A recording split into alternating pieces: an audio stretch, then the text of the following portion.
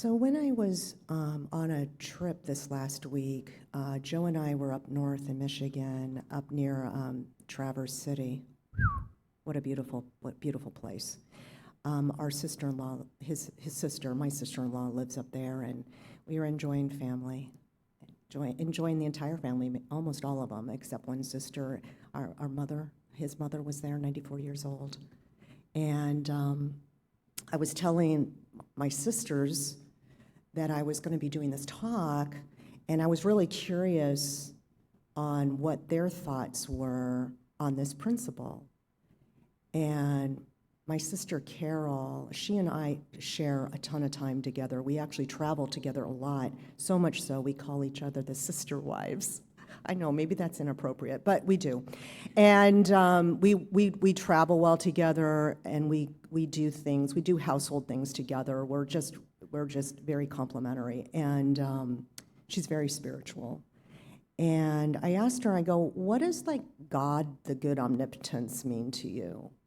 And she goes, oh, I know what that, and she was like quick about it too. I'm like, wow. She says, you know, for Carol, the God of her understanding is the God of all-knowing. And she sees this as always kind of imparted to her when she needs it. And she told me that especially when she looks back on her life. When you're in the moment, she said, you don't see it. You're kind of scared, you're afraid, oh my gosh, will I know what to do next? She goes, but when you look back on your life, you kind of see these like dots kind of leading the way. I call them divine dots. And these dots that lead the way, she can just see how wisdom just comes into play right when you need it. And so she told the story of when she saw this most powerfully. And she's a CPA accountant. She's a math lady. I mean, she's amazing with math. And she worked in her young years as an accountant, as a controller at a rehab center. And she had access to all this medical knowledge. She was working with all kinds of taxes and stuff with all this medical knowledge. One of the things she learned a lot about and that she didn't know about was spina bifida.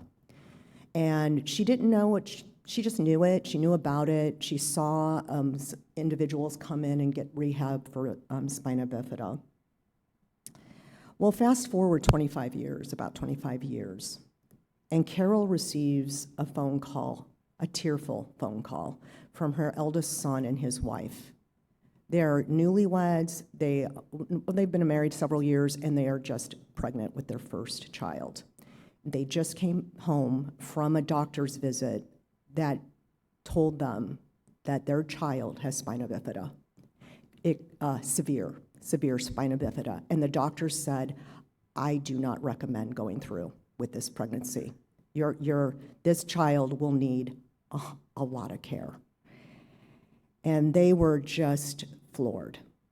And so they're people of faith as well, and they prayed over their decision, they talked over their decision, they called their parents, and Carol is the mother. When they called Carol about it, she actually had a sense of calm about the whole thing. And as they were talking about it, they had already made the decision that they were going to keep the baby. They just thought, you know what? We're up for this. This must be what we're up for. We're going to go. We're going to go and see what happens.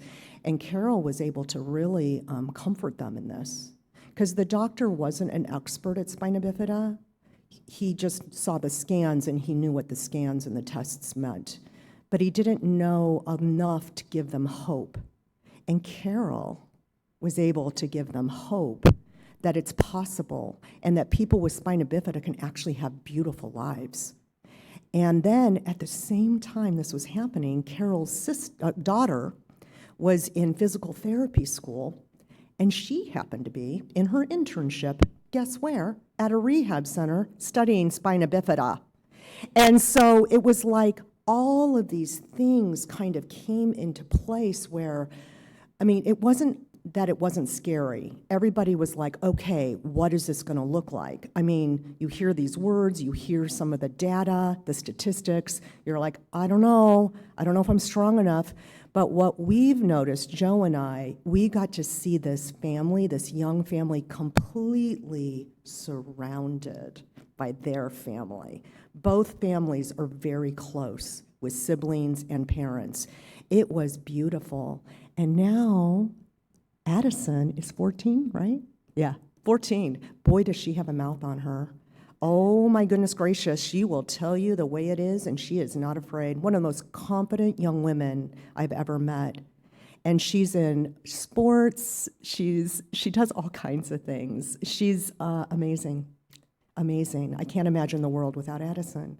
And so here's a great example of God the good omnipotence, right? Like there is some principle out there that has all the things we need at the time we need it.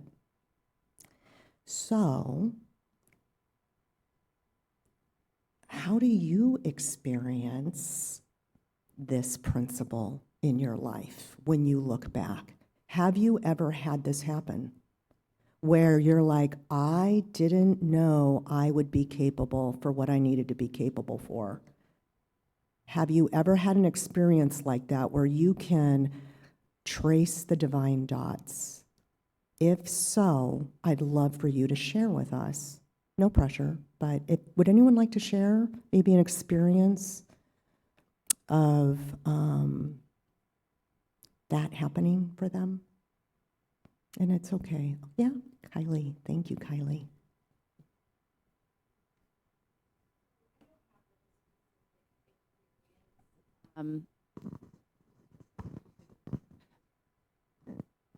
Go ahead, So you're I on. don't have like a specific experience. This sort of thing I feel happens more and more and more and more to me. But what the point here is that I feel when it happens, that's what I feel about spirituality. It's so experiential. Yeah. And each time something like that happens and you're able to step outside of yourself and look back at those dots and seeing how everything is aligning or has aligned for you, Yes. I feel that that just further engulfs you in the trust and the faith, and it just continues. You trust yourself, you trust your higher self, you trust your connection to source so much more deeply that becomes your life. Yes. And then that becomes what you expect. Yes. And then that becomes something you can lean on and trust in a time of grief or in a time of, really bad news, such as your family had. Yeah. And I think that's like the most exciting, beautiful part about it. And Yeah. I feel it creates this whole sense of wonder and Yeah. this sense of like life is now a treasure hunt. I'm looking for the next clue that's going to set me into alignment. Yeah. And then the more you trust that, the more profound it becomes in your life. So Yes, thank you, Kylie. Thank you. Yeah. Tina, thank you. Yeah, I can share a short story that is exactly what you're saying. Didn't realize it in the moment of while things were happening, but in looking back, realized like how amazing that things got put in place. Yeah. So in December of 2008, I suffered an accident and basically like crippled my left foot, broke it off. It was bad. Well, maybe 6 months before that, there were some things going on, and we had, I had my youngest daughter still with me in high school, and some things were going on, and we had decided maybe we'll stop renting this house, and we put everything in storage, and we went and stayed with Mom. We said we're going to spend the winter with Mom, and then in the spring we're going to find fresh. We're going to go fresh. Well, it just so happened that December of 2008, I had this terrible accident. I was out of work for months. I was laid up for, I don't even remember how long. Went through, like I was on so many drugs. Yeah. I like became addicted to opioids. Can't say the word. Had to wean myself off of that. I was literally bedridden for a time. Yeah. And so when you look back on that and realize, like, how did it just so happen at that moment in time in my life, I'm with my mom. Yeah. Like, and I needed total care Yeah. at that point. I was down. So Mm. it's amazing, right? When you Yes. don't realize it and you look back and be like, everything got put in place. Yes. Thank you, Tina. Yeah. Yeah, thank you. I love the sharing of stories. This reminds me of a verse, 1 John 4, 7 through 8. Dear friends, let us love one another. For love comes from God. Everyone who loves has been born of God and knows God. Whoever does not love does not know God, because God is love. This unifying and powerful principle of God the good is described as love. Its very nature is the essence of love. In every moment and each and every day, humanity has a potential to tap into love. And we see it all the time, right? I love so many things. We interact with our animals, our plants, our earth, our friends, our loved ones. That's love. That's God. That's God the good. That's the omnipotence principle. It is our one true nature, to be loved and to love. And any time we're not experiencing that doesn't mean it's not true. All that means is parts of our egoic personality have kind of come in the way of it. And those parts of our egoic personality have been born out of survival. That's the part that means humanity. As humans, we've grown this structure to interact with life. And in that, we sometimes forget that our essence is spiritual and that we are love.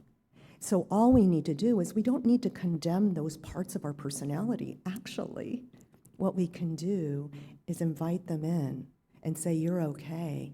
Because at our core, personality is fear. And Marianne Williamson, I think she wrote a whole book on it. It's on the Course in Miracles. But basically, we always have a choice to go with our essence of love or to give into that part of our personality that's driven by all kinds of fear. There's a million different ways we can be afraid. I mean, come on, we're little bunny rabbits in the world sometimes, right?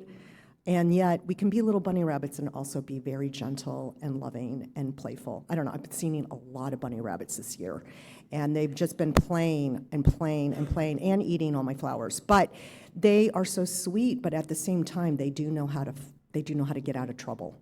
And a lot of times, our personality perceives trouble when there isn't any. So anytime you forget your truest expression, I invite you to take a moment and breathe on that flame within you. That flame of whatever you need in the moment. Confidence, connection, courage, some creativity, some insight, some perspective, some love. You can always return to love. That's the book's name, that's right. You can always return to love. You are light. You are beings of light. You are an essence of love, and you are loved. Namaste.